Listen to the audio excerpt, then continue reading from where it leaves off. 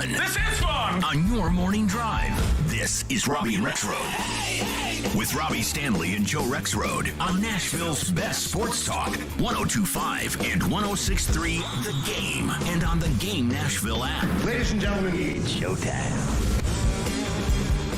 And welcome into the Monday edition of Robby and Rexrode here on 102.5, 106.3 The Game. Robby Stanley alongside Joe Rexrode. Michelle Knezovic here with you on this Monday morning in Nashville, Tennessee. Hope everybody's doing well. Hope you had a great weekend. Lots of football this weekend. Lots more to come tonight. We'll get to that throughout the show. Joe Rexrode, good morning. How are you? I'm good. You want to talk some Packers trash to the Bears adopted fan over here? Let's hear it, Rob. I mean, I don't spend a whole lot of time talking trash to the Bears. I mean, it's just Aaron Rodgers is 24-5 against them. It's almost not even a thought. That's the best trash you can talk. Like, I don't really care too much. Don't really consider you. I didn't even think the Packers played all that great last night. They won by 17. So. You said he's 24-5? That is correct. Is that a better percentage than 18-3? 18-3? Because that's what Joe Flacco is against the Browns, baby. Oh, yeah, baby. There we go.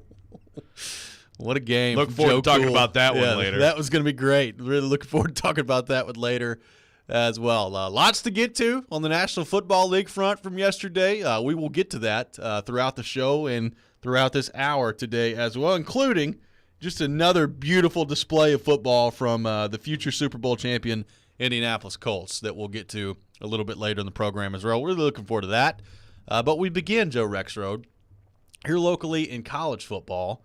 Tennessee destroys Akron. Vanderbilt, a giant win on the road against Northern Illinois. You know, the Tennessee game, I won't spend too much time, recapping the Akron win.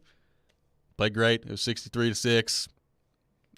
I didn't think that they looked all that great throughout the whole game in that game, and they still won 63-6. So Akron is not very good. So congratulations to Tennessee. They're 3-0, number 11 in the AP poll right now. But College Game Day, you called it last week. College Game Day coming to Knoxville this weekend for Tennessee and Florida. Going to be quite the environment coming at Neyland Stadium. There's a lot of people in media I really like. That's good. Yeah. A lot of great people. But sometimes there's such a bunch of dorks. Stop crying because Kansas Duke didn't get game day. No one gives a crap about Kansas or Duke football. Shut up. Seriously, like everyone I know in college who covers college football is like crying about this. Like, how about a game that, like, it was cool that they went to Boone, North Carolina, and crap. I love that stuff. I think that's like they went to James Madison a couple years ago. I think that's great. It's okay to also go to places where they play big time football and maybe there's a big game on hand. So yes, please stop crying. And that will happen this weekend. It's going to be a wild scene in Knoxville. I mean, by the way, before we get much further down the road, because I know people are clamoring for this discussion. We heard about it all weekend, and we've heard about it on the text line as well. Joe Milton looked pretty good. Well, pretty good again. Well, I'll tell you what, if you find me a better pass than the first touchdown pass he threw. Like an effortless, 60-yard just flick. Yeah, I thought Aaron Murray was going to collapse in the booth. Like he was talking about. Like, watching the replay on that thing is amazing because, I mean, look, Ramel Keaton's wide open down the field, so it wasn't an especially difficult pass from the standpoint of like a tight window throw, but it looks like he's throwing the ball to somebody that's 4 yards away with the way that he flicks the wrist, and it's 60 yards downfield, right in the bread basket. It's right there, yeah. It's crazy. And the funny, it's amazing. I'm going to absolutely dunk on a lot of people because there was a lot of our listeners are you kidding me when I said Joe Milton's going to start this year? Like this is Aaron Murray's in there talking about next year when he's the starter, and then you never know, and people may be calling for Nico. I mean, he's going to be the starter next year. I don't know how long it's going to last, and maybe he can't do it, but look at that guy and tell me he has the potential to be an NFL quarterback. He does. He's got a lot of things to figure out, and the next year is when we're really going to know. But what if he keeps improving I think he improved from last year to this year. Yeah. That's what it looks like. What if he keeps improving? I just want to see him on cork one. I want to see how far he can throw the ball. Yeah. I think he might throw it 130 yards. He may throw it out of the stadium. Well, I'm not kidding. if they're at like their own like 15 or something with 2 seconds left in the first half, like I would try the Hail Mary. Yeah, I think he can get it there. I mean, it's worth a shot. I'm pretty sure he can get it there. It was an interesting game. I mean, really, the one thing that you kept worrying about if you're a Tennessee fan watching the game was like, all right, get everybody that's important off the field. You know, Jabari Small got hurt very early in the game. He didn't come back in. Cedric Tillman went down once, came back in, and then went down again. And Josh Heupel wisely kept him out of the game. So I'm interested to see, obviously, the health of those two guys as they move forward. I think I tweeted out like at halftime, like, if I'm Josh Heupel, I'm telling Cedric Tillman and Jabari Small and Tyler Barron and everybody else, yeah, just go in there in the locker room, order a pizza. We'll see y'all next week. And it didn't sound like Josh Heupel was overly concerned about Tillman and Small and those guys after the game, but that was a nasty landing from Cedric Tillman, especially on that play. Yeah, the second one it didn't look good. And I got to say, and I don't know if this is like a Joe Moorhead thing or whatever, but it was getting a little bit dirty from Akron, especially actually the play where Hendon Hooker pitched the ball. It looked like the guy went right for his knees. Oh, yeah. I didn't like that. And by the way, Cedric Tillman tweeted yesterday, one tweet, and it was the word dirty. Yeah. So does that mean that, that was probably like shortly after they watched film of the game, but also what does that mean for his health? I don't know, man. I mean, he got hit on that play, and it was in his ankle. Now, I mean, there's only a certain amount of spots on the body where a defensive back can hit you. I get that, but a lot of Tennessee fans mad about Akron the other day. And that even like on some of just the read options, Hooker was getting smoked back there after it was just smoked. Yeah, no, it was a little much. And then, of course, Jimmy Callaway lost it, and that was also, you can't do that. There was some serious between that and then the Bucs-Saints fight. There was some punches thrown. Do not punch with your bare hand in a helmet. No, that's always the interesting part to me is like after about the second time you make contact with the helmet, is there not okay? Probably should stop doing this. Does pain not? I mean, it definitely gets in there later. Maybe it's you're just flowing on adrenaline, but a little bit of fighting action over the weekend. Yeah. So I don't know what that means for. I don't know. I guess Jimmy Callaway, is he gonna is there gonna be a repercussion there with him? I don't know. I'd be interested to see. Like, I don't think as they move into like SEC play, I don't think he's gonna be playing a whole lot anyway. But you can't just let somebody come out. I mean, he took like 5 swings at the guy. Yeah. Can't let that happen. So, no. Interested to see what happens on that front. By the way, on the FanDuel Sportsbook, I'm looking at the line right now. Tennessee's a 9.5-point favorite against Florida. 9.5 points. It's a big line. That's a big line. For this rivalry, that is a big line. I'd love to know last time that happened. Last time Tennessee was a favorite to that extent. Yeah. I mean, in 2016, I'm sure they were favored in that game. I don't think it was by 9.5. No, I would not think so. Well, and Florida didn't look great on Saturday. They about lost to South Florida. So you've got a kind of I don't know if sputtering is the right term, but certainly not the Florida team that everybody thought they were after week 1 when they dismantled Utah. I will say this, and we'll, obviously we're going to spend a lot of time talking about this week. The ingredients are setting up for a classic Tennessee-Florida struggle coming up on Saturday. Classic. So you're saying a classic Tennessee letdown and loss is what you're saying. That's what I'm saying. Yeah. The ingredients are there for that. Game day's there. They're doing this stupid checker kneeling thing that they never win when they do. They're a 9.5-point favorite. Florida doesn't look good. Things are setting up nicely. Is Peyton coming? I hope not. They need to tell him to stay as far away from Neyland Stadium as they can. Peyton needed to go to the last game. Yeah. If you're Peyton Manning, you're going to go to the Tennessee-Florida game, suck it up and take your kids to the Tennessee-Akron game. Enjoy Knoxville. Go to the Graduate Hotel that you have a whole wing. Yeah. And tell everybody, hey, I was here. The Vols won. See? W right here. Go when they play like Missouri. Yeah. I mean, he went to the Georgia State game for that purpose, and they freaking lost. They would not have lost this last weekend no matter what happened. Peyton Manning could have rubbed himself all over the 50-yard line and, tackled some Vols, and they still would have won. And now if he is going to show up and someone spots him this weekend, the freak out level will be it's an incredible thing, but it's real. It's not real, but it's real that people feel this way, and it's a ridiculous record. Well, we've talked about the jinxes and all that stuff in sports, and I'm not a big believer in all that stuff. But you still don't want him to go, do you? I don't want him to go. Tell him stay away. Just in case. It's like, I don't believe in jinxes, but you know what? Just in case. Let's not even get into it. Take any chances. So we'll see what happens on that front. But I'm just saying, the ingredients are setting up nicely. I think that a nice letdown. I hear you.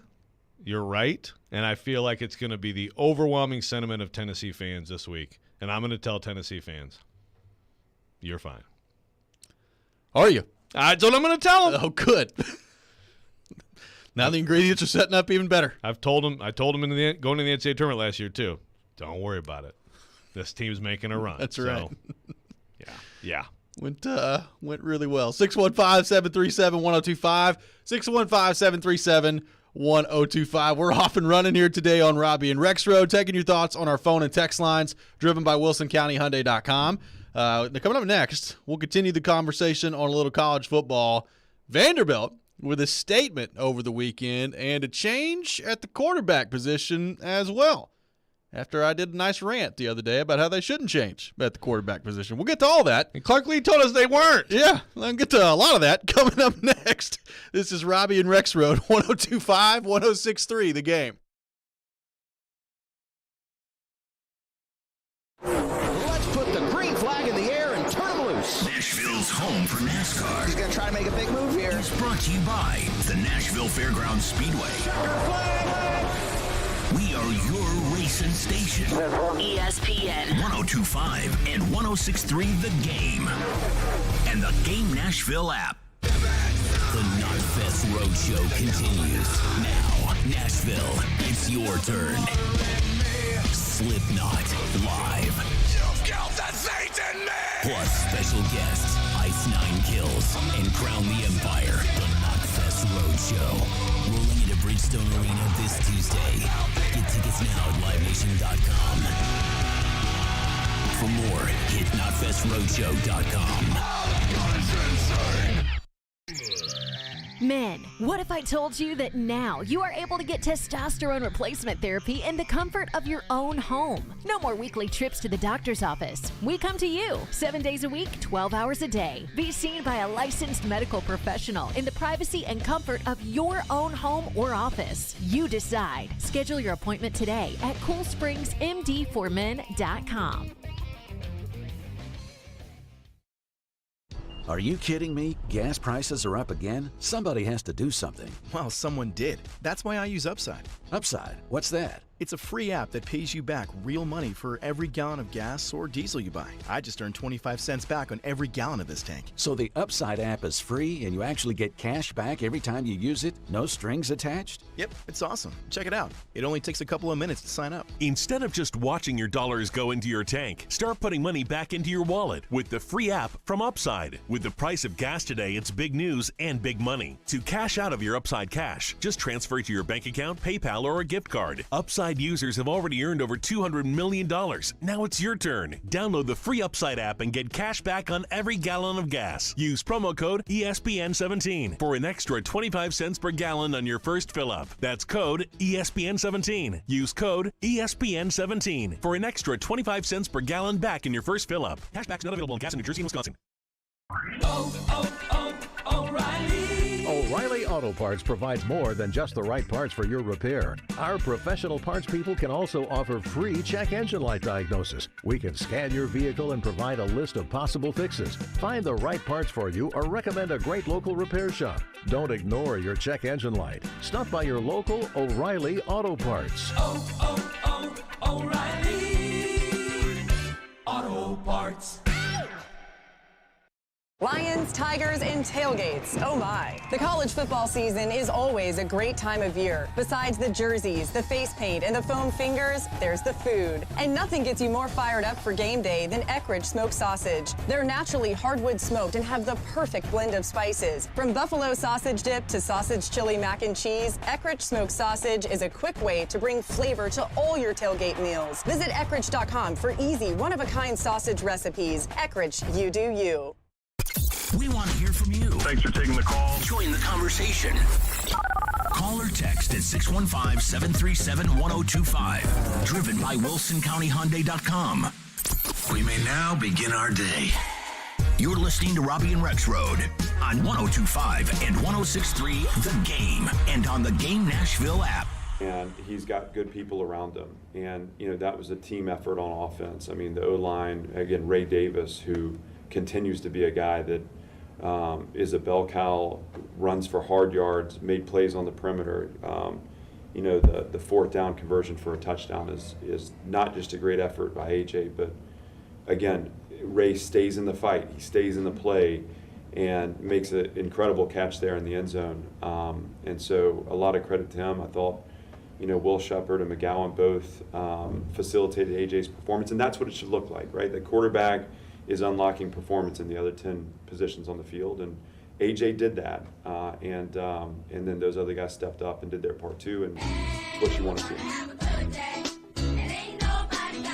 That was Clark Lee after a 38-28 win for Vanderbilt on Saturday against Northern Illinois on the road. The Doors improved to 3-1, and Joe Rexrode, that means check it off. The preseason win total set by Vegas was 2.5. Boom. Vanderbilt has surpassed it with 3. They improved to 3-1 on the season. They move into conference play coming up this weekend as well. But a nice win for Vanderbilt on the road. I said it heading into the weekend, Joe. They were 2.5-point underdogs in this game, and I felt like this was a game on the road that they needed to go win. I felt like they could win, and they did. They go out and they play well on the road. One big development in this game that neither I nor I think you or most people saw coming, A.J. Swann started the game and played the whole time for Vanderbilt. He was the starting quarterback. Mike Wright did not play in this game, did not start for the Doors in this game. Swann finishes 18 of 28, 255, 4 touchdowns, and quite frankly, he looked great out there. He looked really good on Saturday. And, I think my rant on Friday was about how Vanderbilt fans should maybe be patient with Mike Wright. And, this Vanderbilt offense looks way better this year than it did at any point last year with Mike Wright at quarterback. And that he's going to be fine. And I'm interested to see how he keeps playing as they move forward. And it's not time for the freshman yet. And 24 hours later, less than 24 hours later, here we are, A.J. Swann, the starting quarterback in Vanderbilt. I co-signed, with the rant. I raised my hand. I was totally with you. But by the way, Clark Lee said it was after Wednesday's practice he decided. So we had him on Wednesday morning. So he didn't lie to us. If it was, maybe we just got him thinking a little bit.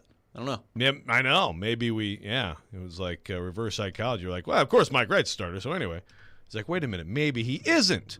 But, look, that's a gutsy move. We've talked about the fact that, look, Mike Wright, Ken Seals, they were not recruited to Vanderbilt by this staff. They were recruited to Vanderbilt by Derek Mason. A.J. Swann is their recruit, so you always keep that in mind. It's kind of like the AD. Did the AD hire the coach or not hire the coach when you're talking about hot seats and stuff like that? Yeah. But to go to the true freshman that quickly – well, first of all, I wouldn't blame like Mike Wright or his family for being upset about that, given all the work he put in improvement and again how he played. He had a 6-touchdown game, but the Wake game was not just the mistakes; it was a passing offense that just wasn't there. I'm sure Wake deserves a lot of credit for that. And look, Northern Illinois is not a great defensive team. Okay, they are the defending MAC champs and a team that could win it again this year. A.J. Swann, especially on the touchdown, I think it was a Shepard touchdown, or maybe it was Ray Davis. Maybe it was Ray Davis. I mean, the guy had 4 touchdown passes, but he's sacked and he gets out of it and makes a absolutely ridiculous throw for a touchdown. That was a special play. He doesn't have the same. I mean, they don't have the big play running ability with him, but I was very impressed with him. And that's a huge win for Vanderbilt. They gave up touchdowns on the first 4 possessions for Northern Illinois, even after knocking out their quarterback.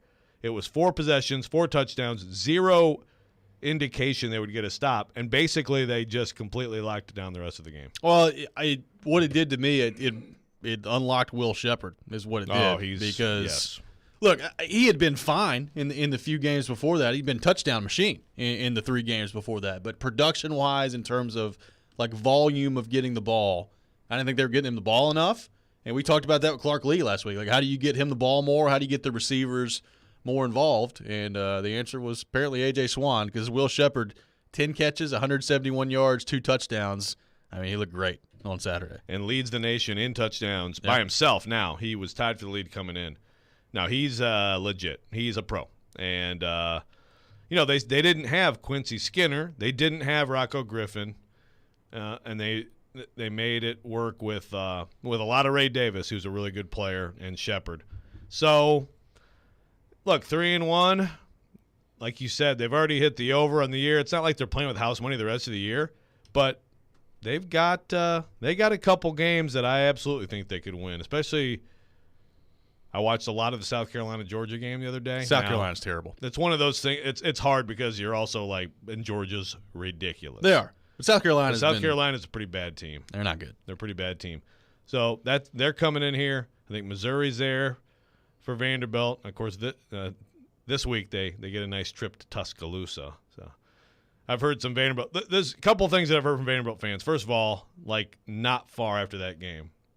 So who's coming in to steal A.J. Swann away from us? It's amazing how people think about this. I mean, I can't blame you. No, because that's where your mind goes these days, right? Well, I think you tweeted about this. Aaron Murray the other night. They spent the whole game. Oh, boy. DJ Irons. Can't wait to see what SEC team he plays for. Who's plucking him out of here? Get him out of Akron. Like, if I'm an Akron fan, I'm like, dude, will you shut up? Like, what are you talking about? Like, once as a joke is okay. Yeah. He said it 25 times. I know. In that game. Is he trying to like hint to Kirby Smart? I guess. Hey, man, look at this guy. Look at this guy. Good gracious, dude. Yeah. But so there's that, and I forget my train of thought. There were 2 things that came up that were funny, and I just forgot one of them. But that one's pretty funny. Were a lot of Vanderbilt fans saying that they wanted Bama after that game? Oh, that's the other thing. No. You're next! Yeah. You're next, Bama! No, but I have heard that, okay, now start one of the older guys, Mike Wright or Ken Seals at Bama. Now, let's save A.J. in this game. A.J., you just go sit down, man. You played great, but you know what? Let's go ahead and sit this one out. This one in Georgia, we'll sacrifice the older QBs, and then we'll bring you back for the other games. No, I'd say, you know what? I'm interested to see Vanderbilt and see if they can go in there and, have some level of competitiveness and make some plays in that game and come out alive. That would be step one. How surprised are you that Clark Lee made this move this quickly, given the fact they were 2-1, didn't look great against Wake Forest, no question about it, offensively. But you're 2-1, Mike Wright is electrifying running the ball. Like, I don't know that we've seen the last of Mike Wright. We'll see how it goes here, but after that performance on Saturday, it's difficult to imagine A.J. Swann not being the starter, at least for the foreseeable future, as they move forward. Yeah, no, look, I'm surprised because watched one of their scrimmages in the preseason and then the practice right before they went to Hawaii. So got a pretty good sample size of A.J. Swann, and what I saw was undeniable arm talent, some absolute plays, but also some picks, a few picks. And there were a couple passes the other day that were like, whoo, that's coming back the other way, but he got it in there, So, I mean, there's still he's a freshman. And so there's still the potential here. Probably going to see some freshman mistakes at some point. I just thought, okay, that guy looks like – I definitely thought, you know what, next year. So that guy's in the program for a year. Mike Wright's a senior next year, and Mike Wright could have a really good year. But that guy could come get the job in a year. This year, who knew? I mean, I guess I would have had an open mind on that being possible later in the year. Right now, no. I never would have guessed that. I mean, again, they pretty much devoted themselves to Mike Wright and built things around him, and he was the leader of the team. I mean, again, I think he is still a leader on the team, but it's hard to lead if you're not playing or if you're not playing well. So that's a pretty abrupt switch, and I'd love to know. I'm sure there's more to the story on all of it. But, look, if A.J. Swann has just been tearing up in practice and they're like, well, the lights have gone on this, this, and this, I think he can do it. I mean, I think he's certainly the best passer of the 3 of those guys, and he's an exciting player. William from Madison on the text line, driven by WilsonCountyHyundai.com, says, I believe if Mike Wright started the game against Northern Illinois, Vanderbilt would have lost. This is from William from Madison. Maybe. I don't know. It's possible. You know, the one thing that I did as I'm watching that game, because remember, you know, Mike Wright also, the Wake Forest game was ugly. Mike Wright threw the ball pretty well the first 2 games of the year. Not great competition, but he threw the football well. One thing that you saw was Vanderbilt really dominated up front against Northern Illinois, running the ball. There were some plays out there. I'm like, man, if you also had QB run element in this, would you have had a couple long TD runs from the QB in this? You might have. So I don't know if that's true. I think if Mike Wright threw it like he did the first 2 games, they probably would have been fine. But the funny thing, like, again, the game changed because Vanderbilt's defense went from complete sieve to all of a sudden, you know, the monsters of the midway for the last, 25 minutes of the game. Well, I thought it was going to be the first 1 to 50 to win the game for a certain amount of time. And then, like you said, the defense shifted things around there. I mean, the underrated part of the game, as you've talked about, is Ray Davis, 23 carries, 116 yards. I mean, it's 5 a pop out there. They ran the ball pretty well in that game. Yes, and he's a really good player. He's catching the ball in the backfield, too. Gillespie, the freshman, looked pretty good. But when they get Rocco Griffin back, I'm telling you, that's another really good element to their run game. And, you know, you get through this week, you see what you can do, you see if you can stay healthy, and there's some interesting football ahead for this team. It's not the best case scenario. There was a possibility to go 4-0, but 3-1, you got to be pretty happy with that if you're a Vanderbilt fan. It is interesting to look at the receiving breakdown in this game. Just feels like A.J. Swann dropped back to pass and was like, okay, where's Will Shepard? He's right there. I'm throwing the ball to him. Good plan. Yes. 10 catches, 171 yards. Throw it to 14 all day. Worked out pretty well. One thing that did not work out well, not a great day for the Indianapolis Colts yesterday in the National Football League. We'll get to that coming up next. This is Robby and Rexrode, 102.5, 106.3, The Game. Jonathan Hutton. You have to put the ball in his hands in that moment. And Chad Withrow. My kicker's making no decisions on a football team. Are in the game. Join them for NFL postgame after every Titans home game. Live from Landshark Bar and Grill in Margaritaville on Broadway. They'll break down that day's game and look ahead to the next one. NFL postgame is presented by Two Rivers Ford, Renter's Warehouse, and Superbook Sports on 102.5 and 106.3 The Game and the Game Nashville app. This segment of ESPN 102.5 The Game is brought to you by Train Heating and Cooling Systems. Tested, retested, engineered, and re-engineered to keep up with you. We run together. Visit traininfo.com to find your local independent train dealer. Traininfo.com. It's hard to stop a train. Attention sports fans, your favorite sportbook BetUS.com is back for their 28th year of NFL action with the industry's biggest sign-up bonus of up to 200%. BetUS offer their members the opportunity to cash in on all your favorite leagues, including the NFL, NBA, MLB, and more. They've also got hundreds of new casino games, including the coolest European slots, and their dealers are waiting for you at the table. You need a sportbook with integrity and longevity. You need to know that you will get paid. You need a sportbook that offer everything, including live betting, MMA, golf, horse racing, esports, and all kinds of crazy bets. Call today at 1-800-79-BET-US. That's 1-800-79-BET-US, and they will walk you through setting up an account. Nobody in the industry gets better bonuses than BetUS. Join now, mention 102.5, and you can get up to 200% in bonuses on your first deposit. Nobody beats that. Head to BetUS.com and join today. That's BetUS, where the games begin. Lift it, load it, grade it, grind it, move it, haul it, rig it, dig it, Craneworks, rental works, yeah! The big dog's got it. Craneworks, the Southeast leader for crane and equipment rental, is looking for the best in the business to fill positions as qualified operators, truck drivers, and mechanics. Craneworks provides superior customer service and a superior work environment. Start lifting Nashville to new heights and apply today at craneworks.com/careers. That's craneworks.com/careers.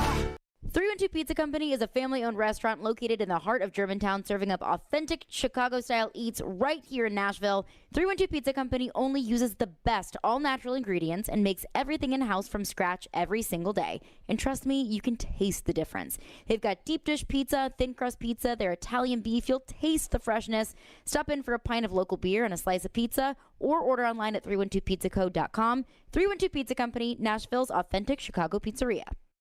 We gather together in communities across the nation to remember and honor, to celebrate and support, to light the night. We are LLS, and when we walk, cancer runs. Find your local event at lightthenight.org. Hey, it's Hutton. Guys, do you need an annual health exam? I recommend going to Low T Center to get your complete health assessment. They will check all of your levels, not just your T level. In most cases, it's completely covered by your health insurance. And if you don't have insurance, it's less than $100 for a full lab panel and an office visit with their medical provider to give you a complete health assessment. Low T Center specializes in men's health, making it quick and easy, even verifying your insurance. Go to lowtcenter.com now to book online. Low T Center, reinventing men's health care. Get in zone, AutoZone. Welcome to AutoZone. Thinking about gas mileage? If your check engine light is on, it may be affecting your MPGs, but the free AutoZone Fix Finder service can help. With the most complete free warning light report backed by technician-verified fixes, you'll know what's affecting your gas mileage and more, and you don't have to drive too far to find the fix. The free AutoZone Fix Finder service is available at all 6,200 stores. Get in zone, AutoZone. See details at AutoZone.com. Hey Nashville, I'm Gary Smith, head coach of Nashville SC. You're listening to Nashville's best sports talk, 102.5 The Game.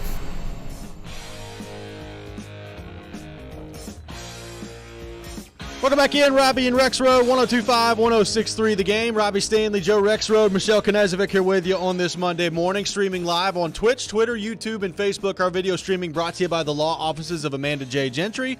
We are live from the Hillside Medical Game Studio on this Monday morning in Nashville, Tennessee. Taking your thoughts on our phone and text lines, driven by WilsonCountyHyundai.com, 615-737-1025. Joe?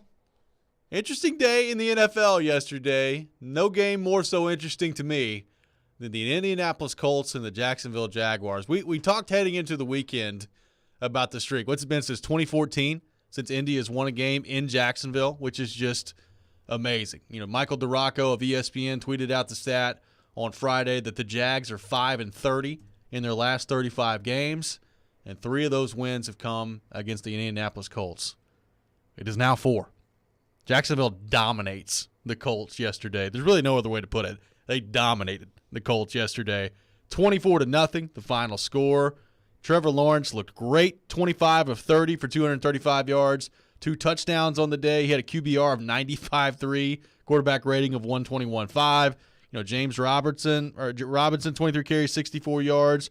You know, Travis Etienne got some good looks there. Christian Kirk with 2 touchdowns on the day for the Jags as well. And defensively, I mean, they just totally stonewalled the Colts. Jonathan Taylor, 9 carries, 54 yards. And Matt Ryan, 16 of 30, 195 yards, no touchdowns, 3 picks. Count them, 3 picks for Matt Ryan yesterday. That was a very nice win for the Jacksonville Jaguars. And here you are, you're looking at the Colts schedule.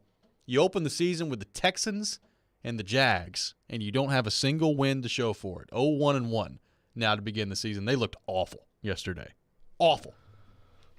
So, is it more that they're awful, or is it more that the Jags are good? Well, Todd from Jacksonville gave us a Duval tweet yesterday. I was like, easy now. I've heard Todd from Jacksonville give us one of those before. Yes.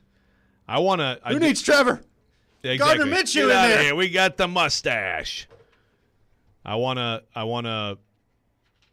read a segment from Zach Kiefer, an athletic writer who covers the Colts, who has been very much called a homer by someone on this station. He has. Quote, "Forget the hype, forget the chatter, forget what we thought about the Indianapolis Colts. Consider what we know about the Colts. 0-1-1 after another humiliating defeat in Jacksonville. This team's 8th straight road loss to lowly Jaguars, which seems utterly unthinkable for every NFL team save for one. Right now, the Colts are a poorly constructed and poorly coached football team with an aging quarterback and a bad left tackle, a one-man receiving corps, an overpaid and underachieving offensive line, and a lifeless defense that's grossly lacking in identity while its best player is sidelined." End quote. Freaking homer. Yeah.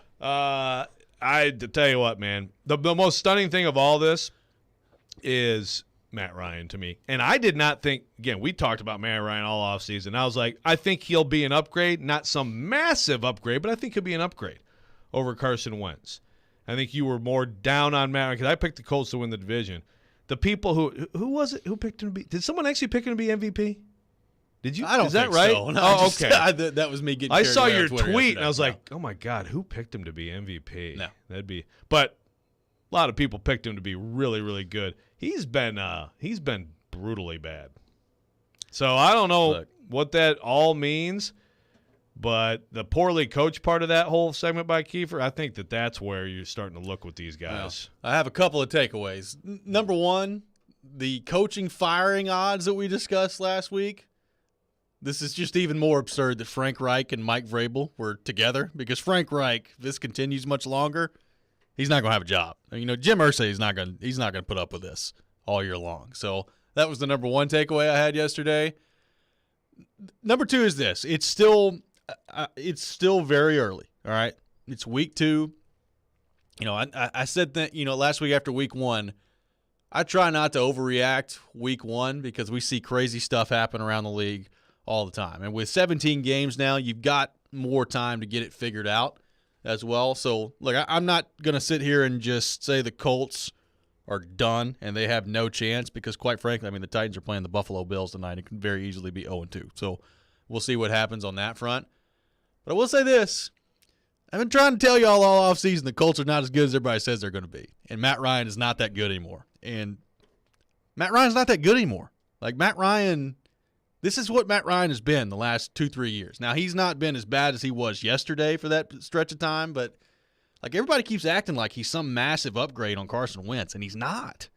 He's probably not going to throw the stupid picks that Carson Wentz throws, although he threw a couple of them yesterday. But I've said this 1,000 times this offseason. Carson Wentz threw 27 touchdowns and 7 picks last year. If you think that Matt Ryan's going to come in and be way better than that, he's not. And again, it's early. They got plenty of time to figure it out, and they will play better as they move forward here, I think. But everybody that thought Matt Ryan was going to come in and be some savior for this team, he's not going to be. And I've been trying to tell y'all that all offseason. Not going to be. Yeah, well, it was with the Falcons, it was hard. It was just hard to evaluate him because of how bad they were around him. And the thing is, they're not, to defend him a little bit, in two ways, they're not better around him than they were. And the big way that's probably as big a disappointment, or at least right there with him, is the offensive line. Yeah, offensive line is just awful right now. They got caved in against Houston. Yeah. Although I saw Houston yesterday, man. Houston's going to be a solid team too. That's another takeaway of the whole day to me. Is I don't know what it's going to take to win the AFC South, but honestly, you might absolutely win it with 9 this year. And Houston's going to beat some people. They're Lovie Smith. They're sound. They're a sound, solid team. When you get quarterback figured out, yeah. What's that? When you get quarterback figured out like they have in Houston, you're gonna be okay. Bills, baby. That's the thing. Is actually they had opportunities. They did. Look, Denver's good defense at home and all that stuff.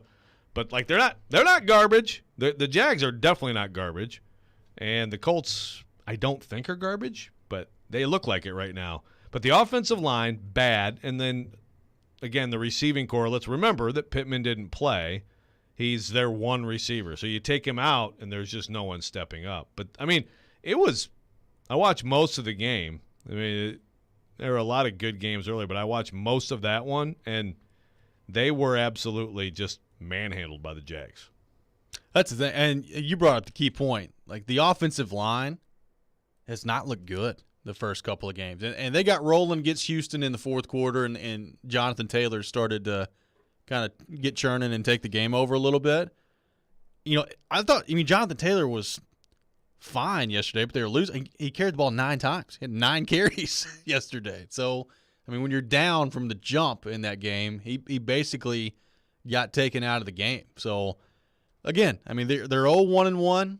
They very well could be ahead of the Titans in the division standings tonight. We'll see what happens. But they have not looked very good through 2 games. And it really is amazing how that place in Jacksonville just continues to be like a graveyard for them. They can't win there.